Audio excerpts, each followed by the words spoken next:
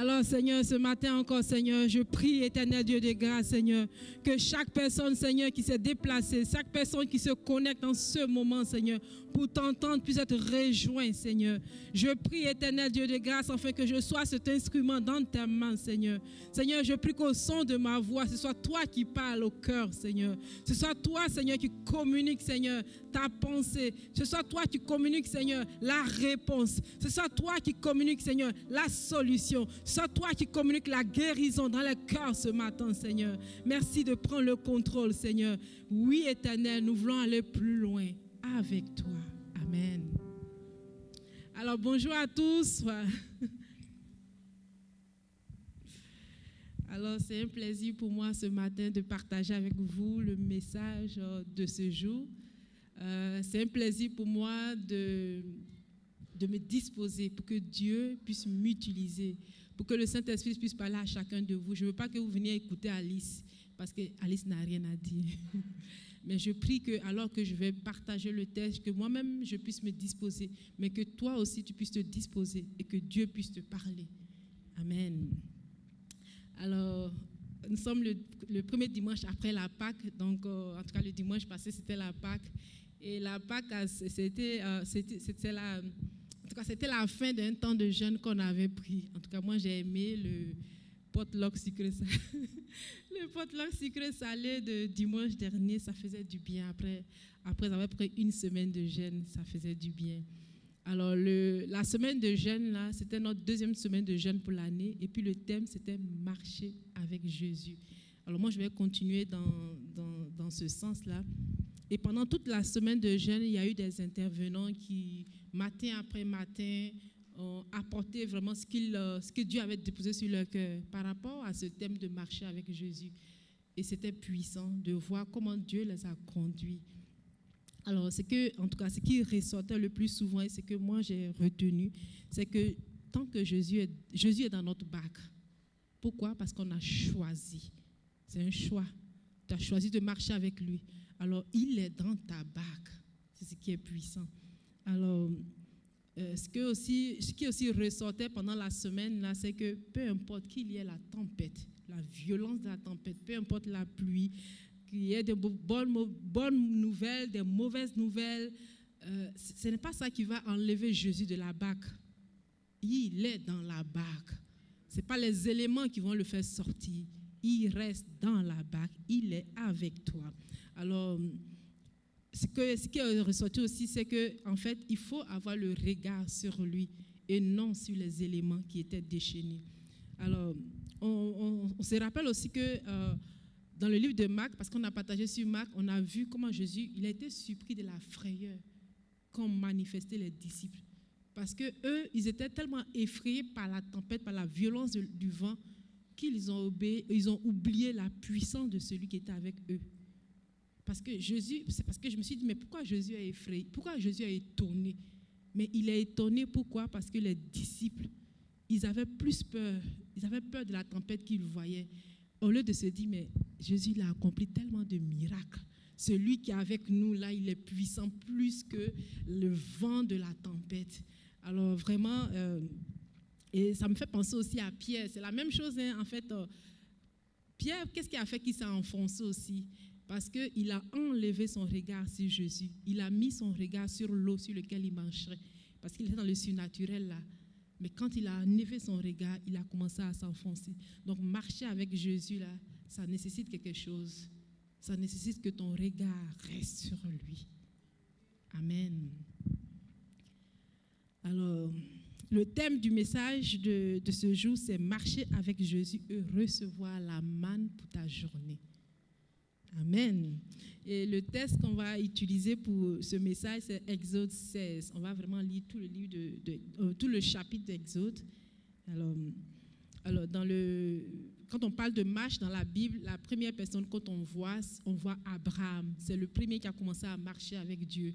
Alors, dans le livre d'Exode, on voit que le peuple d'Israël, c'est un peuple qui apprend. Il apprend dans le livre d'Exode, il apprend comment marcher avec Dieu. Alors, pour retracer un peu l'histoire, c'est vraiment à la sortie d'Égypte. Donc, ce peuple-là, ils étaient vraiment en captivité en Égypte pendant 400 ans. Et puis ils ont crié à Dieu, ils ont crié à lui par rapport à la situation, la souffrance dans laquelle ils étaient. Et Dieu les a fait sortir. Alors, c'était une marche qui a commencé avec Dieu. Parce que ce peuple-là, il y a beaucoup qui... C'est sûr que par leurs ancêtres et tout ça, ils avaient parlé de Dieu, ils avaient entendu parler de Dieu. Mais c'est dans la marche, dans le désert, qu'il y a beaucoup qui ont connu Dieu. Donc, ça a été un apprentissage, cette marche avec lui dans le désert. Alors, le plan de Dieu pour ce peuple-là, c'était... Il ne les a pas fait sortir pour marcher, juste pour marcher. Il avait un plan. Le plan de Dieu pour ce peuple, c'était de les amener dans un pays où coule le lait et le miel. On peut le voir dans Exode 3, les versets 7 à 10. C'est là qu'il a en fait donné, il a donné à Moïse en fait la vision qu'il avait. Donc c'était le plan de Dieu pour Israël. Alors malgré toutes les péripéties qu'ils ont vécues et connues, c'est resté le plan de Dieu pour Israël. C'est ça. Alors le plan de Dieu pour ta vie ne change pas. Par tes actions, tu peux rallonger ou faire des détours. Mais tant que tu restes dans sa présence, le Saint-Esprit, qui est le GPS spirituel, va faire des recalculs pour te ramener dans le plan de Dieu. Amen.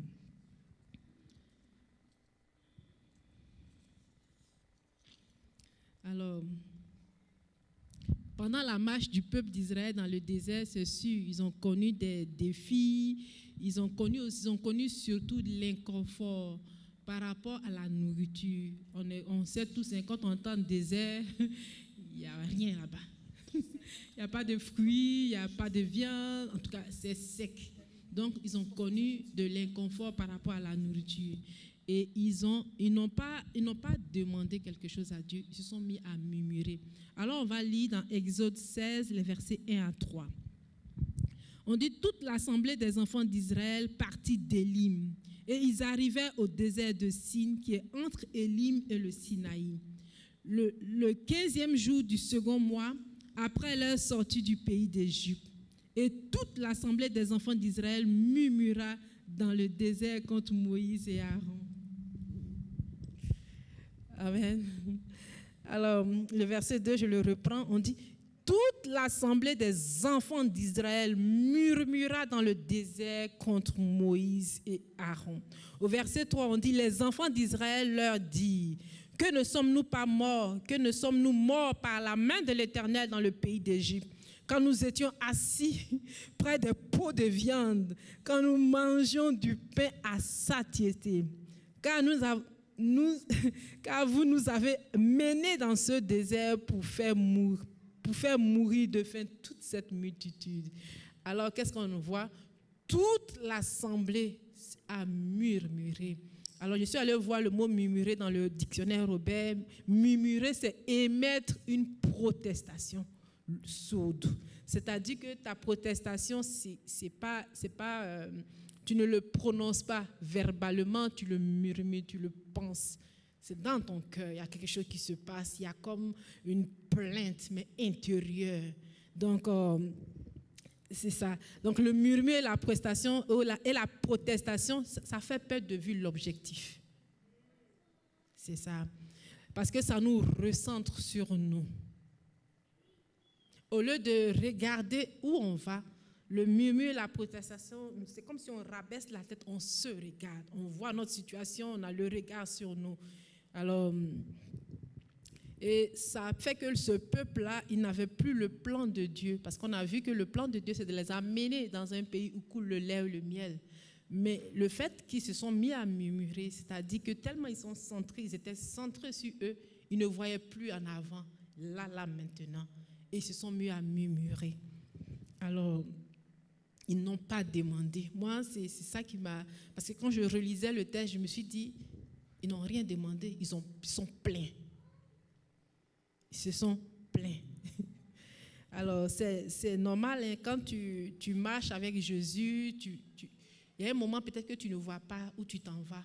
Il y a un moment où peut-être que, c'est comme eux là, ils étaient dans le désert, c'est comme tu ne voyais pas d'horizon. Mais tu peux prendre le temps de t'arrêter et de dire, Seigneur, je veux comprendre, Seigneur, je veux voir où tu m'amènes. Dieu là, il ne sera jamais déstabilisé par tes questions. Parce que tu vas avoir des lumières, tu vas avoir des réponses, il ne sera jamais déstabilisé.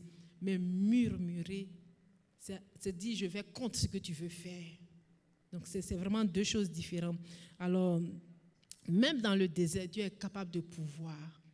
Parce que c'est ce qu'il avait dit à Moïse. Il a dit je vais faire descendre. Amen. Donc, il n'est pas déstabilisé. Même si tu lui demandes des choses, tu lui dis, Seigneur, dans le désert où je suis en train de marcher, là, améliore mon sort. Il est capable de le faire. Mais murmurer, ça blesse le cœur de Dieu. Alors, je vais aussi ouvrir rapidement une parenthèse par rapport au désert. Parce que le peuple, là, qu'est-ce qui les a fait murmurer? C'est parce que quand ils regardaient à gauche, ils regardaient à droite, c'était le désert. Il n'y avait rien. Il n'y avait rien. Mais le désert, spirituellement, c'est un lieu d'épuration. C'est le lieu où Dieu nous éprouve. C'est le lieu où Dieu nous permet de nous détacher de notre vieil homme. Dans la marche d'un enfant de Dieu, il y a un passage dans le désert. Je ne veux pas vous décourager, ni vous faire peur, mais c'est un passage où Dieu examine notre attachement à lui. C'est un lieu où Dieu examine notre foi. C'est le lieu où notre foi aussi s'affermit. C'est ça. Alors même Jésus, qui est le Fils de Dieu, avant d'entrer pleinement dans le ministère, il est passé par le désert. Amen. Alors, et ce qui est spécial dans le désert, c'est que si tu ne saisis pas ce que Dieu veut te communiquer, si tu ne saisis pas ce que Dieu veut travailler, tu peux durer. Hein? Ça peut durer là. Tu vas tourner en rond, tu vas sortir du désert, tu vas retourner dans le monde, tu peux faire toutes sortes de choses.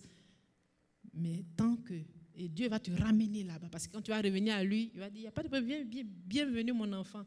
On repasse dans le désert à un moment ou à un autre. Parce que c'est là qu'il veut que tu meurs à toi pour le laisser prendre la place. Parce que tu veux marcher avec lui. À un moment, quand tu dis je marche avec Dieu, c'est-à-dire il y a ce lâcher-prise-là. Donc le désert, c'est le lieu où on apprend à lâcher prise pour dire Seigneur, je m'abandonne. Amen. Donc, c'est un lieu nécessaire dans la marche avec Dieu. Le désert, c'est différent de la marche dans le monde, c'est différent de ce que tu vas voir peut-être dans une société où c'est toi qui es comme mis de l'avant. Mais quand tu veux marcher avec Dieu, tu apprends à le laisser être devant. Amen. Et c'est dans le désert que tu apprends cela. Dans le désert que tu apprends à t'abandonner. Amen. Alors, les déserts, là, il y a plein d'exemples. Les blocages financiers, ça peut être un désert. La maladie, le deuil, la perte d'un emploi, la difficulté à avoir un travail, à avoir un mari, un enfant, ce sont des choses qui peuvent constituer des déserts dans la vie d'un chrétien. Alors, le désert, là, ça peut être profond. Ça peut prendre aussi plusieurs années. Mais il y a David dans le psaume 23 au verset 4 qui a dit « Quand je marche dans la vallée de l'ombre de la mort, je ne crains aucun mal, car tu es avec moi. » Alors, David, il a parlé de la vallée de l'ombre de la mort, c'est-à-dire que dans la profondeur de ce que tu vis, il faut te souvenir que Dieu est avec toi. Parce que quand on arrive dans la vallée de l'ombre de la mort, c'est comme vers la fin. Mais même dans ce lieu-là, se souvenir que Dieu est avec nous, ça fait la différence. Alors quand ça devient difficile, au lieu de murmurer, il faut verbaliser ce que tu vis. Prends le temps de t'exprimer. Prends le temps de demander à Dieu, Seigneur, je veux comprendre. Ça ne marche pas, ça ne fonctionne pas. Mais ne murmure pas.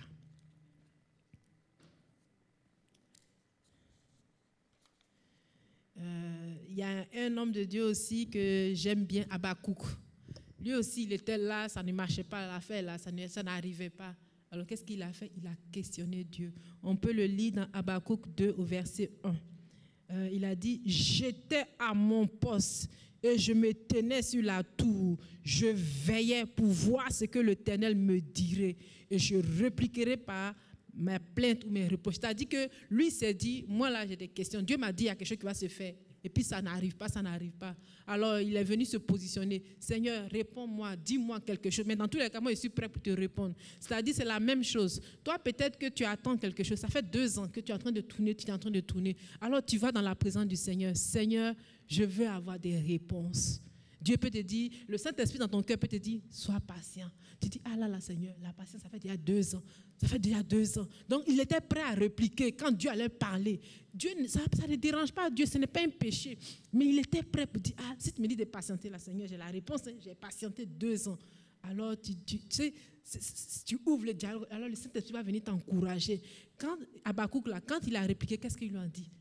Elle arrive, elle s'accomplira. C'est venu rassurer Habakkuk. Il a eu l'assurance. Il a eu quelque chose qui est venu lui dire, Dieu est en train de travailler. C'est la même chose pour toi. Quand tu questionnes Dieu, il ne va pas être découragé, il ne va pas te faire, parce que ce n'est pas mauvais, j'ai questionné. Alors il va t'envoyer la parole qu'il te faut pour te rassurer, parce qu'il a l'œuvre. Amen. Alors, la marche avec Dieu nécessite la confiance. Amen. Alors, quand tu marches avec Dieu, tu ne dois pas te laisser conduire par la peur, tu ne dois pas te laisser distraire par les événements. Tu dois te dire, mais Seigneur, tu es là. Alors, s'il y a des choses que je ne comprends pas, je m'attends à toi. Alors, je confiance en toi. La marche avec Dieu nécessite la confiance. C'est important. Alors, je ferme cette parenthèse sur le désert. Et puis, on va continuer dans notre lecture. On va lire le verset 4 et 5 de Exode 16. L'Éternel dit à Moïse, « Voici, je ferai pleuvoir pour vous du pain du haut du ciel. » Amen.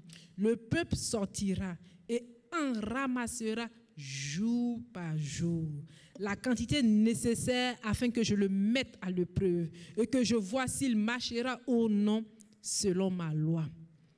Le 6e jour, lorsqu'ils prépareront ce qu'ils auront apporté, il s'en trouvera le double de ce qu'ils ramasseront jour par jour. Alors, c'est puissant hein, cette partie-là. Je ne sais pas si vous avez saisi le message de Dieu. Alors, il a dit que le peuple ramassera jour par jour. C'est un test.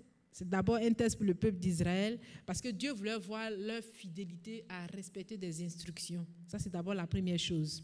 Mais au-delà du test, recueillir la manne chaque matin, c'est amener le peuple à une communion avec lui.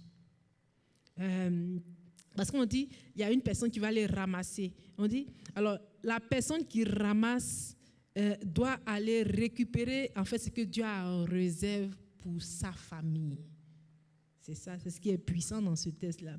Alors, il y a un lien de dépendance parce qu'il faut que le matin, j'aille prendre pour venir pour ma famille. Il faut que le matin, j'aille dans la présence de Dieu pour venir pour ma famille. Il faut que ce matin, il faut que le matin, j'aille dans la présence de Dieu. Il y a cet appel à la communion, il y a cet appel à ce cœur à cœur. Dieu veut avoir un cœur à cœur avec toi. Il veut avoir une relation, il veut entretenir une relation personnelle avec toi, avec ta famille. Alors, c'est chaque jour que tu dois renouveler ton positionnement dans la marche avec Jésus. C'est chaque jour que Dieu, il t'attend. J'étais là, puis, je me suis dit, mais pourquoi il faut ramasser jour à jour? On pourrait faire des stocks là. On ne fait pas de stock. On dit, on ne laissera rien pour le lendemain. C'est chaque jour, Dieu veut que tu viennes à lui. C'est chaque jour il est attiré par toi. Il a envie d'être avec toi chaque jour. Parce que c'est lui qui a donné l'instruction. Ce n'est pas les hommes qui ont donné. C'est lui qui a dit. Le peuple en ramassera chaque jour. C'est un rendez-vous que Dieu a fixé. Amen. C'est vraiment puissant. Et puis, en tout cas, il y a le test aussi. Et puis, il y a la fidélité aussi qui ressort de là. Dieu veut voir en fait la fidélité. C'est ça, parce que lui, il est fidèle, il sera au rendez-vous. Est-ce que toi, tu seras au rendez-vous? Est-ce que toi, dans ta journée, tu prends ce temps-là pour dire, je vais à la rencontre de mon Dieu, parce qu'il m'attend, parce qu'il a dit chaque matin. Et il était fidèle, hein? Chaque matin, on voit que la manne, ça tombe. Alors, on va lire le verset 13, on va on va commencer à partir du verset 13. On dit, le soir, il survint des cailles qui couvrirent le camp. Et au matin, il y eut une couche de rosée autour du camp. Quand cette rosée fut dissipée, il y avait à la surface du désert quelque chose de menu, comme des grains, quelque chose de menu, comme la genêt blanche sur la terre. Les enfants d'Israël regardaient et se dirent l'un à l'autre, qu'est-ce que cela? Car ils ne savaient pas ce que c'était. Moïse leur dit, c'est le pain que l'Éternel vous donne pour nourriture. Voici ce que l'Éternel a ordonné, que chacun de vous en ramasse ce qu'il faut pour sa nourriture, un homer par tête, suivant le nombre de vos personnes. Chacun en prendra pour ceux qui sont dans sa tente, on va dire dans sa maison. Alors, verset 17, les Israélites firent ainsi, et ils en ramassèrent les uns plus, les autres moins. On mesurait ensuite avec l'homer, celui qui avait ramassé plus n'avait rien de trop. Et celui qui avait ramassé moins n'en manquait pas. Chacun ramassait ce qu'il fallait pour sa nourriture. Verset 19, Moïse leur dit que personne n'en laisse jusqu'au matin. Alors, c'est ce que je disais tout à l'heure. Au verset 21, on va continuer au verset 31. Et la maison d'Israël nomma cette nourriture manne. Elle était comme de la sémence de coriandre blanche et avait le goût de beignet au miel. Amen. Verset 35. Les enfants d'Israël mangeaient la manne pendant 40 ans, jusqu'à leur arrivée dans un pays habité. Ils mangeaient la manne jusqu'à leur arrivée aux frontières de Canaan. L'homer est la 10e partie de l'épha. Donc l'homer, c'est environ 2 litres. C'est ça. Alors, la manne, ils ont dit, c'est le pain quotidien que Dieu donnait à son peuple. Donc la manne, c'est ça, c'est le pain qui les a permis aussi de vivre pendant ces 40 ans-là. Parce que pendant 40 ans, c'est ce que Dieu a donné. C'est la nourriture de Dieu. C'est ça. Alors, dans la traversée du désert, ta connexion, ta communion avec Dieu va te permettre d'arriver au bout de la marche. Parce que c'est ça qui était la nourriture. C'était ça. C'était la communion avec Dieu qui leur permettrait d'arriver au bout de la traversée. Celui qui n'était pas dans la communion, il y a quelque chose qui se passe, il est resté là. Il fallait être dans la communion avec Dieu pour pouvoir continuer dans la marche. Quand on pense désert, c'est difficile, c'est lourd, c'est dur. Mais la communion avec Dieu fait qu'on ne voit plus ce qui est difficile. On continue avec lui. Alors moi, il y a des choses qui m'ont, quand je lis cette partie-là, il y a des choses qui m'ont comme marqué. J'ai déjà parlé du fait que celui qui ramassait, il devait ramasser pour sa famille. Donc il ramassait ce qu'il fallait. Mais je vais revenir sur le fait que c'est la description qu'ils ont fait. Je vais d'abord parler par rapport à la description. On dit, au verset 31, la manne avait le goût de beignet au miel. Ça, c'est la première description qui est faite. Après, je lis, je vais dans Nombre. Dans Nombre, la description est différente. Je me suis posé la question. Donc, on va lire dans Nombre 11, au verset 7 et 8. Or, la manne était comme la sémence de coriandre et sa couleur comme celle de bédlium, on va dire comme de la gomme résine. Le peuple se dispersait et la ramassait, puis il la broyait avec des meules ou la pilait dans un mortier et la faisait cuire dans un chaudron et faisait des gâteaux. Et le goût en était semblable à celui d'un gâteau à l'huile. Alors que dans Exode, on nous a dit que le goût de la manne, c'était comme un gâteau au miel, un beignet au miel. Mais là, dans Nombre, le goût là, c'était comme gâteau à l'huile. Je continue ma lecture. Dans Nombre 21, on voit, c'est la même manne là. Au verset 5, je vais lire la fin du verset 5. Le peuple là, ils ont qualifié la manne de pain misérable. Car il n'y a point de pain, c'était leur phrase, car il n'y a point de pain ni d'eau, et notre âme est dégoûtée de ce pain misérable. Ça, c'était comme de trop pour Dieu. À l'instant, là, il a fait descendre les serpents brûlants parce que c'était trop. Il a amené maintenant le châtiment parce que c'était trop pour lui. Parce que c'était comme du mépris. par rapport à ce que Dieu leur avait donné. Parce que lui, quand il leur a donné la manne, il a donné le gâteau au miel. Mais je me suis dit, mais qu'est-ce qui fait que c'est devenu gâteau à l'huile, puis ça devient pain misérable pour eux? Puis je réfléchissais, je me suis dit, c'est la transformation qu'ils ont apportée. C'est la transformation. Parce que je me suis posé la question, je me suis dit, moi je viens de la Côte d'Ivoire, puis dans la région, dans l'ouest de la Côte d'Ivoire, on mange du riz tous les jours. Du 1er jusqu'au 31, on mange du riz. Et on n'est pas dégoûté. Tu m'envoies du riz, je mange. Alors je me suis dit, ce n'est pas la manne en elle-même qui est le problème. Moi, j'ai vécu aussi en Tunisie, c'est des gens, tous les jours, peu importe le repas qu'ils mangent, il y a du pain à côté. Alors, ça ne les dégoûte pas, ça fait partie de leur alimentation. Donc, je me suis dit, en réalité, ce n'est pas le fait d'avoir la manne qui était le problème. Je réfléchis, c'est le cœur. C'est comment tu vois ce que Dieu t'a donné là qui fait qu'il y a du dégoût. C'est comment tu appréhendes ce que Dieu te donne là qui fait que tu regardes ça et tu trouves ça misérable. Sinon, ce n'est pas la nourriture. Je me suis dit, Dieu, tout ce qu'il fait est bon. Si on va d'abord sur cette base, Dieu, quand même, il voit un peuple, il dit qu'il va leur donner de la nourriture. Ah, on parle de Dieu. S'il dit qu'il va donner de la nourriture, il ne va pas donner une mauvaise nourriture. Alors le cœur de Dieu, c'est de leur donner quelque chose de bon. La première description de Moïse, c'est que c'était ça, le goût, c'était un beignet de miel. Alors, c'est-à-dire que Dieu, il a donné le bon. Mais la manière de recevoir leur a fait voir ça comme quelque chose de vil. Ils n'ont pas apprécié ce que Dieu donnait.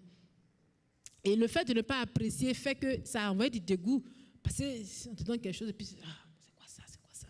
Déjà, ta disposition fait que tu ne peux pas apprécier ce qu'il y a dedans. Bien-aimés, apprenons à apprécier ce que Dieu nous donne. Soyons des chrétiens qui apprécions ce que Dieu nous donne. Parce qu'il le fait par amour. On a vu, c'était tellement un choc pour lui. Quand ils ont dit ce truc-là, ce pain misérable, à l'instant, si vous lisez la suite du passage, il y a eu des serpents brûlants. On dit c'était trop pour Dieu. Cette façon de parler là, c'était trop pour Dieu. Après, quand on continue la lecture, on voit que le peuple s'est repenti. Ils ont vu que là, ce qu'ils ont fait, ils ont parlé, ils ont blessé le cœur de Dieu. Et maintenant, il a donné la solution de regarder, parce qu'il fallait maintenant élever un serpent d'airain, et puis maintenant celui qui regarde, parce qu'il fallait faire un effort, parce que tu as murmuré, tu as méprisé. Donc pour être guéri, là, si le serpent te pique, regarde. C'est ça, parce que lui, il voulait donner du bon. Mais le regard des hommes n'était pas porté sur Dieu. Alors, ils ont été châtiés. Mais même dans ce châtiment-là, il leur a permis de lever les yeux de leur situation pour regarder vers lui. Regarder en haut, ça permettait aux gens de sortir de leur regard qui était centré sur eux, sur leur façon de voir, pour centrer leurs yeux sur celui-là qui est élevé. Aujourd'hui, pour nous, c'est ça, c'est Christ qui est élevé. Donc ça, c'était vraiment par rapport à la manne, à la manière de le prendre. Donc pour moi, j'ai trouvé que, en fait, ce qui a fait qu'ils n'appréciaient plus, c'est le cœur. Alors ce matin, en tout cas, c'est l'exhortation que j'ai pour chacun de nous, d'avoir un cœur disposé pour Dieu, de recevoir avec joie, de recevoir avec amour, de recevoir avec allégresse ce que Dieu nous donne. Même si je ne comprends pas, je reçois ce que Dieu me donne et je lui demande et je lui dis, explique-moi, Seigneur, aide-moi à apprécier ce que tu mets dans mes mains au lieu d'être là en train de regarder tout le temps là, parce que eux là, pourquoi leur cœur n'a pas été capable d'apprécier? Ils avaient tout le temps en pensée le pot de viande qui est resté en Égypte là, mais ils ont oublié la misère dans laquelle ils étaient. Parce que tellement ils étaient là, le pot de viande. Mais Dieu, pour lui, le pot de viande, c'est quoi? Moi, je vais t'envoyer dans le lieu où coule le lait et le miel. Dans le lieu où tu seras au repos, où tu vas manger le pot de viande dans la paix. C'est ça l'objectif de Dieu. Peut-être que c'est quand on dit les légères afflictions du moment. Il ne faut pas t'arrêter aux légères afflictions du moment, mais avoir les yeux sur l'objectif qui est en avant, où Dieu veut t'amener, où Dieu veut te bénir, où Dieu veut que tu profites longtemps de la grâce. Amen. Amen. Alors, dans ce texte aussi, la manne aussi, ça m'a fait penser, parce que je voulais comprendre un peu c'est quoi la manne et puis tout ça là. Donc, la manne aussi, c'est le pain. C'est le pain, c'est ce qui a été décrit, c'est ce qui a été dit au verset 14, on dit, voici, je ferai pleuvoir pour vous du pain. Donc, c'est le pain quotidien que Dieu donne. Alors, donc, comme je l'ai dit, c'est le pain quotidien, mais ça représente aussi la communion. C'est la parole. La manne, c'est la parole de Dieu. Alors, il y a plusieurs versets, en fait, qui en parlent. On peut voir le psaume 119 au verset 103. On dit que ta parole est douce à mon palais, plus douce que le miel à ma bouche. Amen. On voit aussi dans Ézéchiel 3 au verset 3, on voit que Dieu donne une instruction à Ézéchiel par rapport à la parole. Dieu a dit, fils de l'homme, nourris ton ventre et remplis tes entrailles de ce rouleau. Quand on parle de rouleau, on parle de la parole que je te donne. Et puis Ézéchiel lui-même, il dit, je le mangeai et il fut dans ma bouche doux comme le miel. Alors, à chaque fois que je communie avec Dieu, à chaque fois que je mange sa parole, il y a du miel qui se forme dans ma bouche. Amen.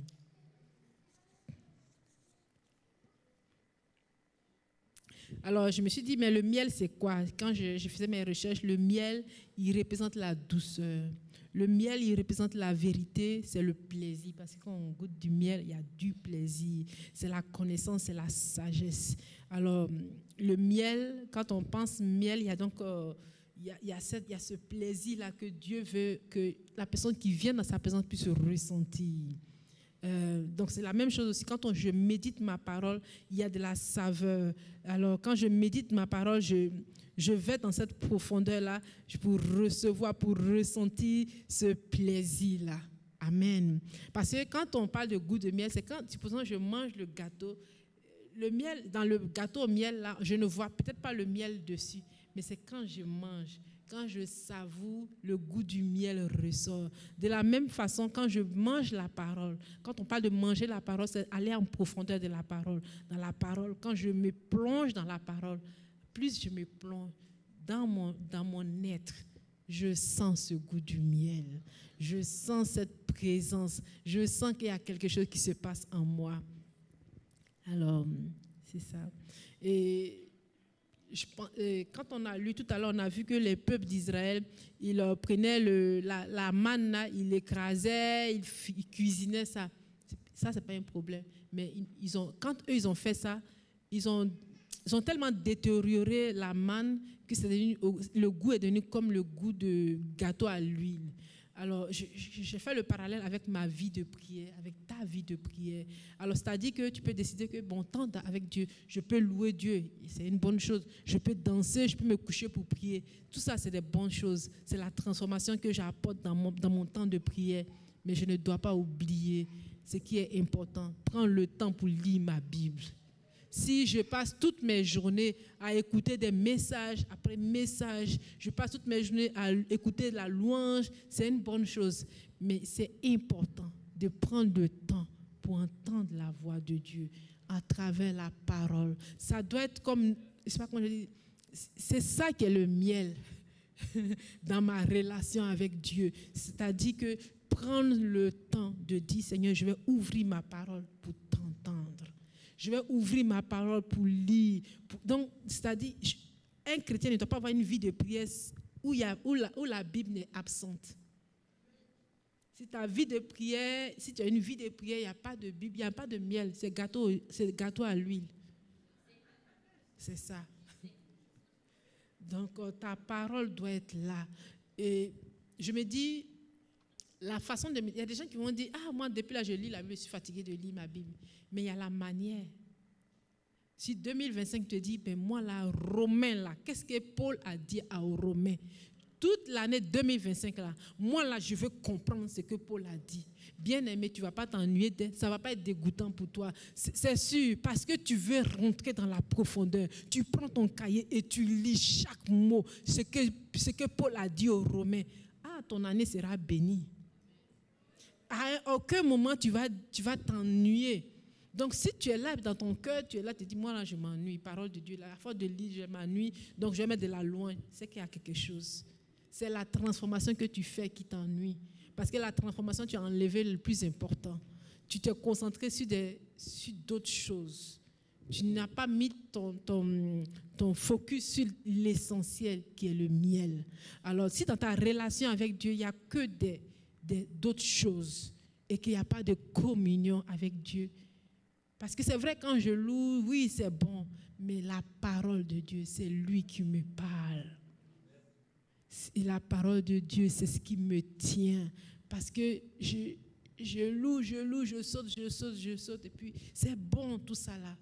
Mais je dois prendre ce temps-là, calme. Il a dit, le peuple devait sortir chaque jour pour ramasser.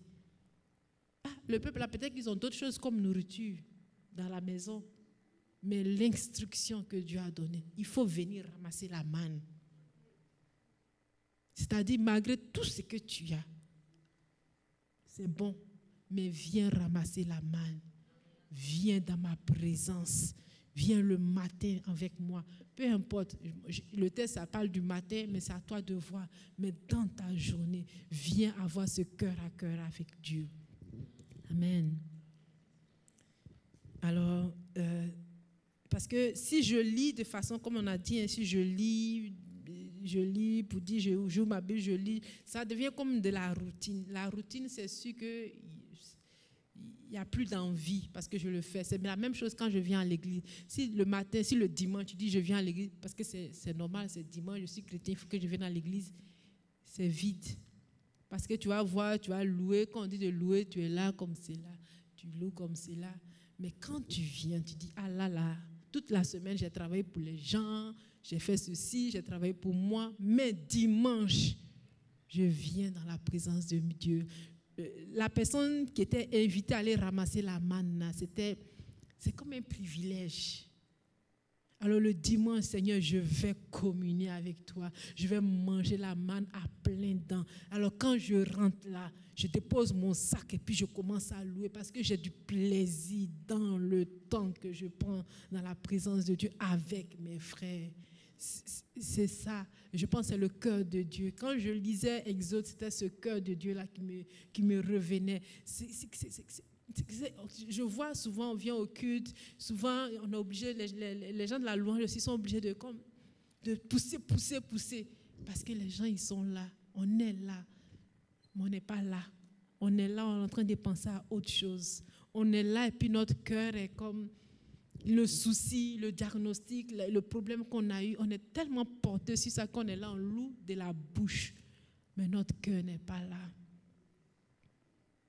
Alors moi, mon message, c'est vraiment d'exhorter ce matin.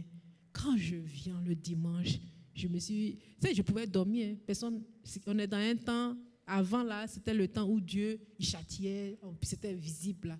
Aujourd'hui là, vraiment, on est dans le temps de la grâce. Alors si tu n'as pas envie de venir, tu ne viens pas. Mais si tu viens vraiment. Si tu viens, sois là. Si tu viens, apprécie le moment. Si tu viens, saute. On dit le roi David, il s'est mis à danser jusqu'à son vêtement s'est levé parce qu'il était heureux d'être dans la présence de Dieu. Bon, je n'ai pas dit de faire soulever vos vêtements, mais quand même, on doit, c'est-à-dire c'est le lieu où on doit s'abandonner. Amen. Alors quand je viens le dimanche, je me dis si nos cœurs ensemble, on vient avec vérité, Je pense que ce qui va se passer dans l'église, là, ça va se raconter dans la ville. Parce que chacun est venu avec vérité. Imagine tous ces cœurs, chacun de nous, on a cette communion-là, on est en train de louer Dieu en esprit, en vérité. Mais les guérisons qui vont se faire là, Le miraculeux qui va se prendre place là, c'est le cœur de Dieu. C'est le cœur de Dieu. Il a envie de faire des choses. Mais quand je viens, ah Seigneur, vraiment, merci Seigneur. Et puis je suis là, mais je ne suis pas là réellement. Alors moi, mon message aujourd'hui, je voulais attirer, je voulais exhorter quelqu'un à être là quand tu es là. Même quand tu es dans ta maison, quand tu dis je prends mon temps de prière, ce n'est pas que ce soit une routine. Si tu es fatigué, il faut dormir. Dieu ne va rien faire. Mais ne fais pas semblant de dire que tu pries. Sois sincère avec ton Dieu. Il ne te force pas. Et puis il va te protéger parce qu'il est amour. Le peuple là, ils ont murmuré, mais là, a donné à manger. C'est ça. Parce qu'il reste Dieu. Il reste, il ne va pas changer. Il est bon. Et sa bonté va continuer de se manifester, peu importe. Amen. Alors, aujourd'hui, pour nous les chrétiens, c'est Jésus qui est le pain descendu du ciel. On peut le lire dans Jean au chapitre 6 au verset 51. Il dit, je suis le pain vivant qui est descendu du ciel. Si quelqu'un mange de ce pain, il vivra éternellement. Et le pain que je donnerai, c'est ma chair, que je donnerai pour la vie du monde. Alors manger du pain de vie, c'est rester en communion avec Jésus. Parce que Jésus, il est venu. C'est vrai que dans l'Exode, on a vu que c'était la manne. Mais aujourd'hui, puis ils ont présenté la manne comme le pain quotidien que Dieu donne. Mais aujourd'hui, la parole nous dit que Jésus, c'est lui-même qui l'a dit de sa propre bouche. Je suis le pain de vie. Alors, communier avec Jésus, manger Jésus, c'est quoi? C'est-à-dire, c'est être en communion avec lui, c'est d'avoir ce cœur à cœur avec lui à chaque jour. Et on dit, celui qui, si quelqu'un mange de ce pain, il vivra éternellement. C'est-à-dire quoi? C'est-à-dire que sa connexion avec Dieu est tellement, c'est ouvert et c'est pour l'éternité. Les bénédictions que Dieu a en réserve descendent. C'est ça, manger Jésus. Amen. Le verset 18 dans Exode 16 nous dit, celui qui avait ramassé plus n'avait rien de trop. Je trouve ça intéressant. Parce que chacun était libre. Hein. Le matin, il y a la manne qui est à terre. Chacun devait aller ramasser. Il y a des gens qui étaient là, ils ont ramassé beaucoup. On peut relire le verset. On dit, verset 18 de Exode 16, celui qui avait ramassé plus n'avait rien de trop. Et celui qui avait ramassé moins n'en manquait pas. Donc je me dis, il y en a beaucoup, il y en a à terre. Tu viens, tu ramasses. Et je me suis dit, c'est quoi ramasser? C'est la soif, tout simplement. C'est la soif. Alors quand je viens, je veux plus de toi, Seigneur.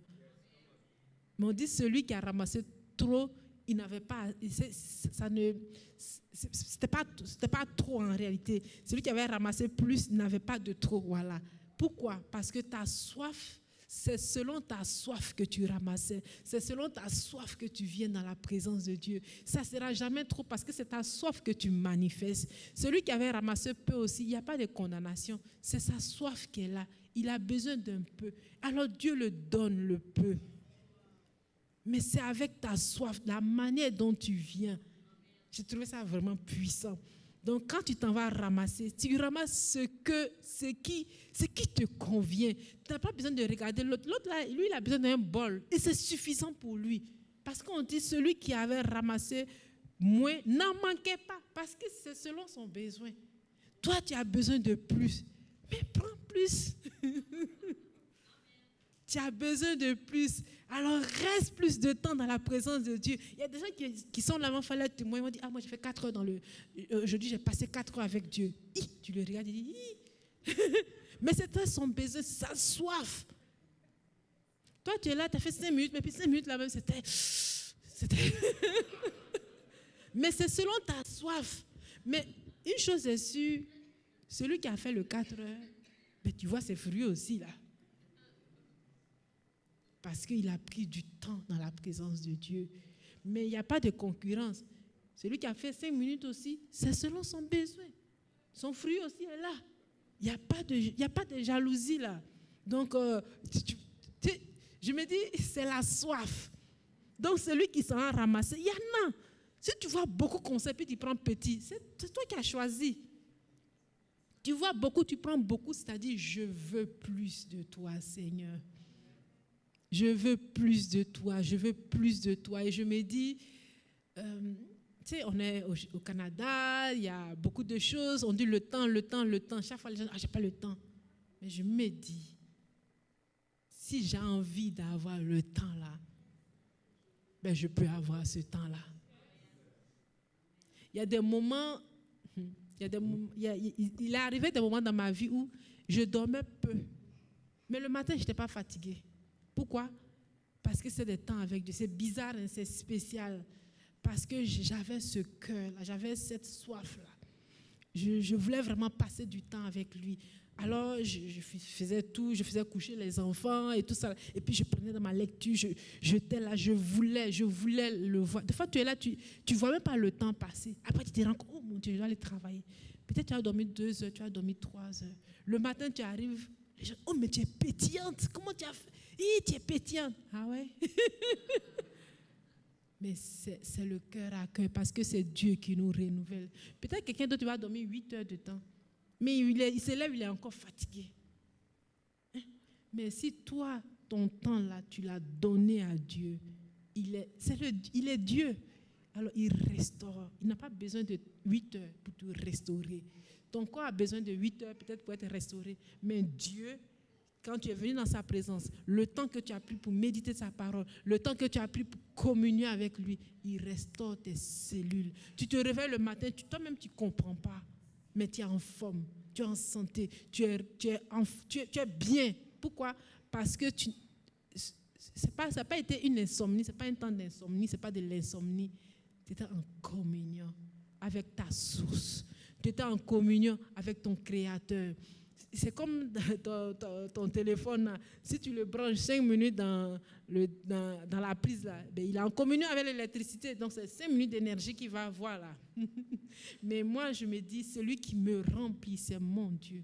Alors, plus de temps tu vas passer avec Dieu, plus de temps, plus tu seras comme rechargé.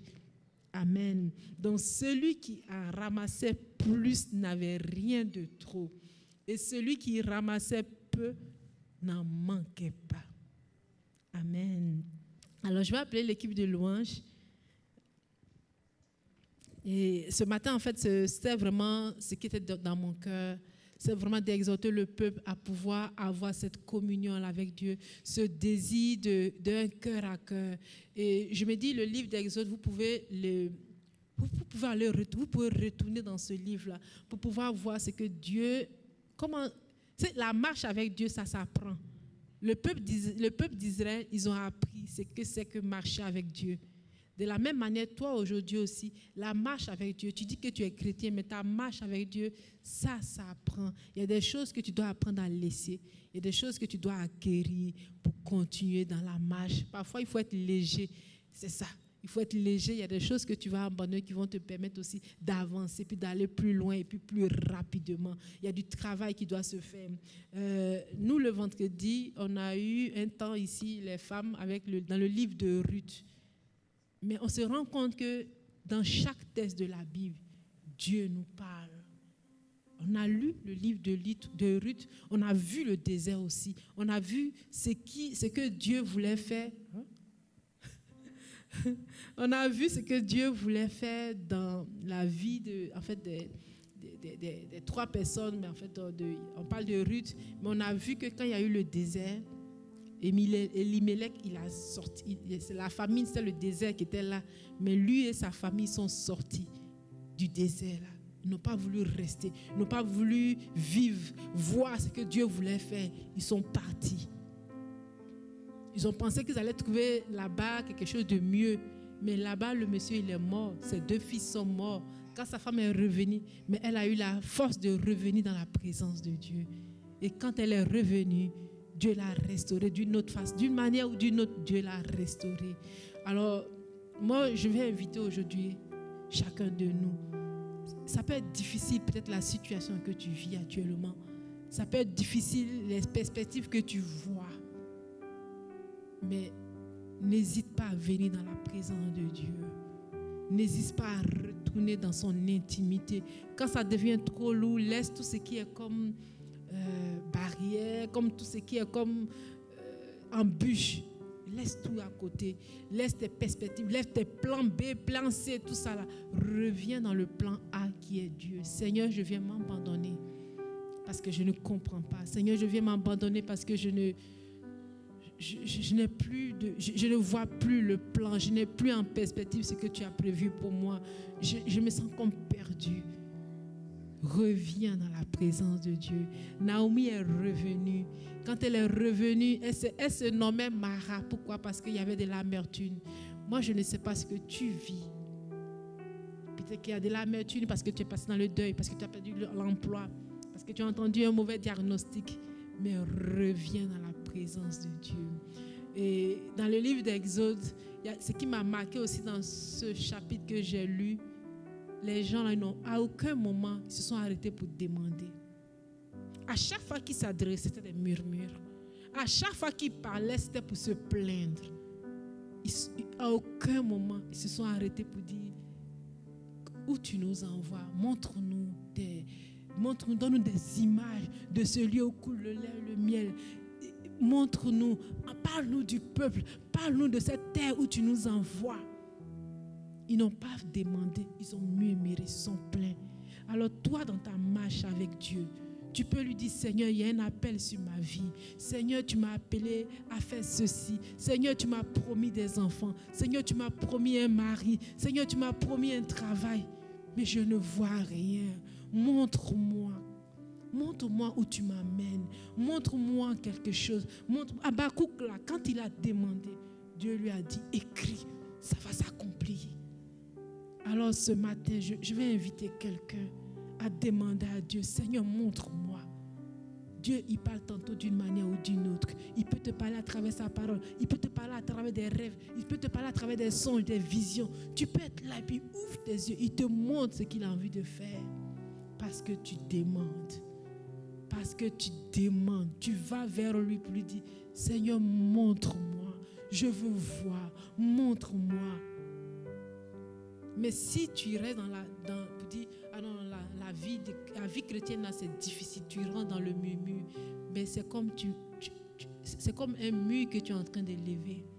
Ça devient dur parce qu'il n'y a plus de communion. Les murmures, comme j'ai dit, ça nous ressente sur nous. Ne sois pas centré sur ta situation. Et quand j'ai commencé, j'ai parlé des disciples là, qui étaient tellement effrayés que Jésus était surpris. Jésus n'a pas été surpris de la tempête, il était surpris de la frayeur qu'avaient les disciples là. Pourquoi? Parce que dans leur cœur, la tempête était plus grande que celui qui est avec eux. Et ça choque. De la même manière, quand le peuple a murmuré, il a trouvé que le pain était misérable. Ça a tellement choqué Dieu que sur le coup, il a envoyé des serpents. C'est des choses qui choquent. Alors ne sois pas quelqu'un qui va choquer Dieu négativement. Choque Dieu positivement.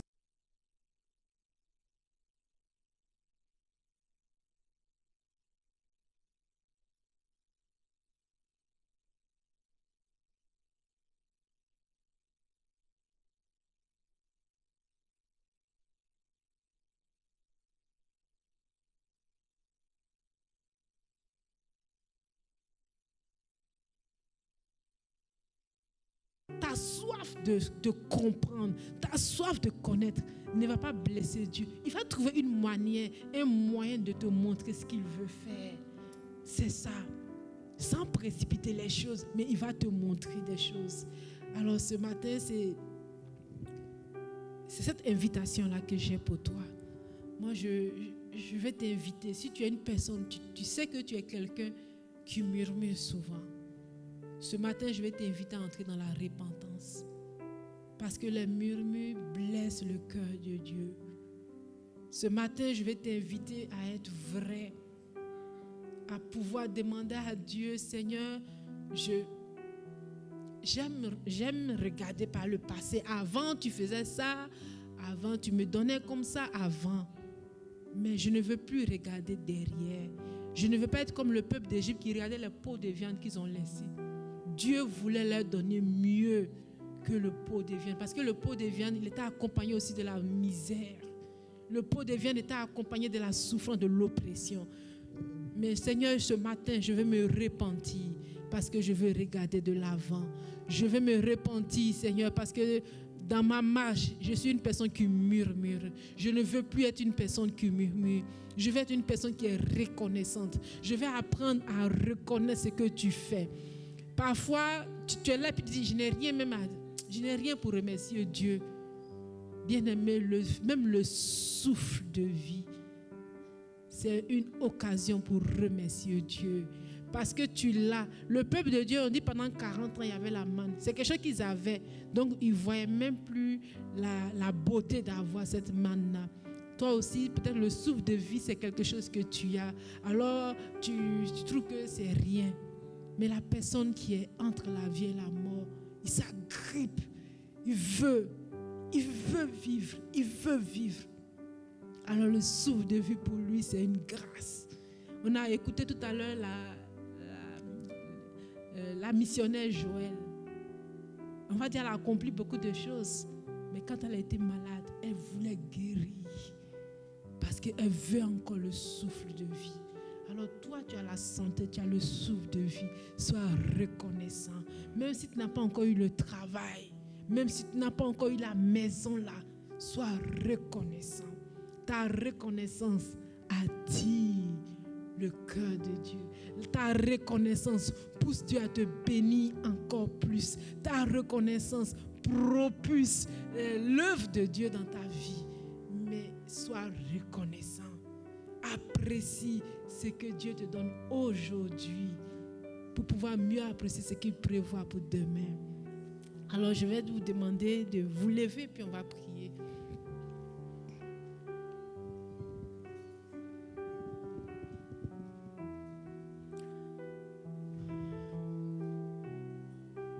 Alors toi, tu connais ta propre situation. Moi, je vais prier de façon générale, mais toi, tu sais. Si tu es une personne, comme on a dit, qui n'est pas reconnaissant aujourd'hui, demande à Dieu de t'aider à te rappeler ses bienfaits. Demande à Dieu de t'aider à ne plus parler dans. Parce qu'on dit le murmure, c'est une protestation sourde. C'est quelque chose qui est dans ton cœur. C'est quelque chose qui est en toi. Et ça amène des maladies. Parce que dans ton cœur, il y a comme des choses tout le temps.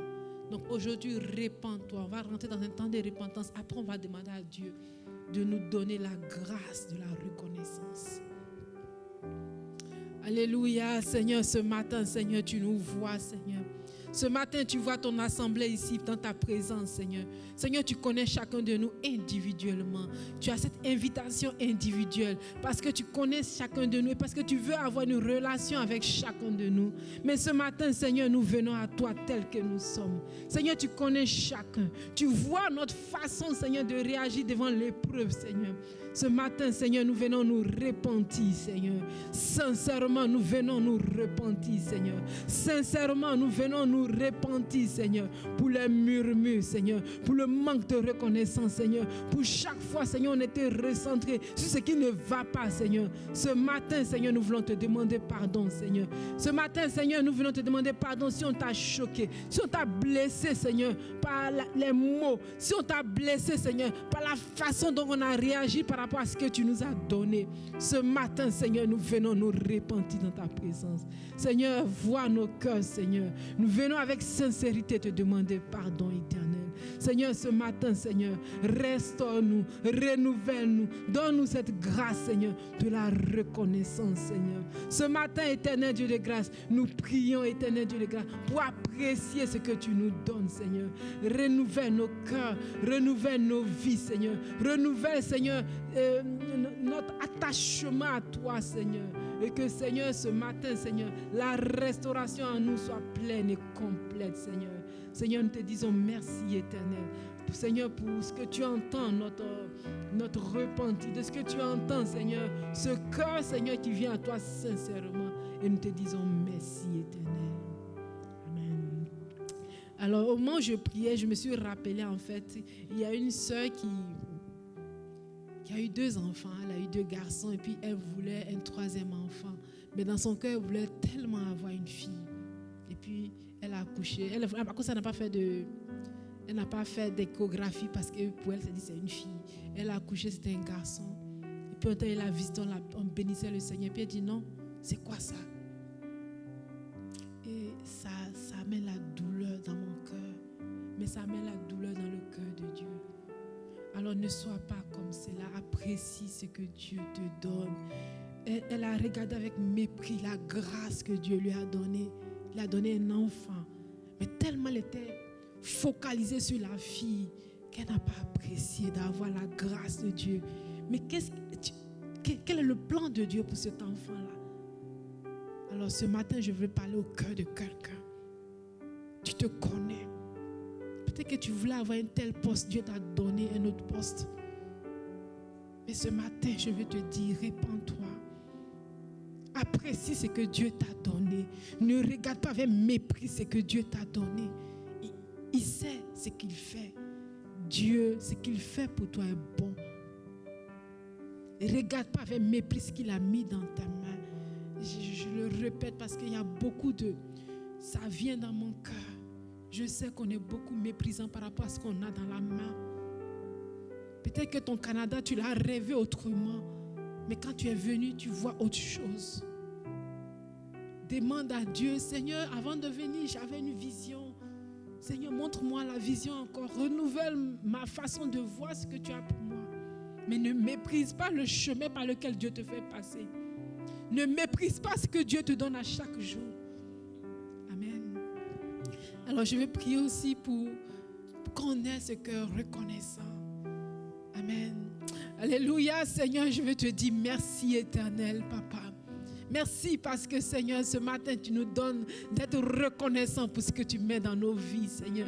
Tu nous donnes d'être reconnaissant, Seigneur, pour la vie même que tu nous donnes, pour le souffle de vie. D'être reconnaissant, Seigneur, parce qu'à chaque jour, le pain était sur notre table, Seigneur. D'être reconnaissant, Seigneur Jésus, parce que tu es le pain quotidien. On a la grâce. Si on est dans cette église, Seigneur, si on est là, Seigneur, c'est parce qu'on a choisi de te marcher avec toi. On a choisi de te connaître. On a choisi de te faire confiance, Seigneur. Alors je prie, Seigneur, qu'on puisse apprécier ce pain quotidien que tu es, Seigneur. Je prie, Seigneur, qu'on puisse apprécier la relation que nous avons avec toi, Seigneur. Je prie, Seigneur, qu'on sorte de la routine, Seigneur, mais qu'on ait ce désir, qu'on ait cette envie de courir, d'aller dans ta présence, Seigneur. Donne-nous d'être reconnaissants parce qu'on est chrétien, parce qu'on a accès à la vie éternelle. Ta parole a dit dans Jean 6,51 que celui qui mange ce pain aura la vie éternelle, Seigneur. On a accès à la vie éternelle. On va être reconnaissant, Seigneur, parce que Jésus, tu es rentré dans notre vie. Seigneur, on va être reconnaissant, Seigneur, pour ce que tu accomplis pour nous. On va être reconnaissant, Seigneur. Seigneur, pour les petites choses, Seigneur, pour le travail, pour la vie, Seigneur. On va être reconnaissant, Seigneur, parce que tu es dans la barque avec nous, Seigneur. Alors, Seigneur, on veut marcher avec toi. Marcher avec Jésus, c'est recevoir la manne quotidienne.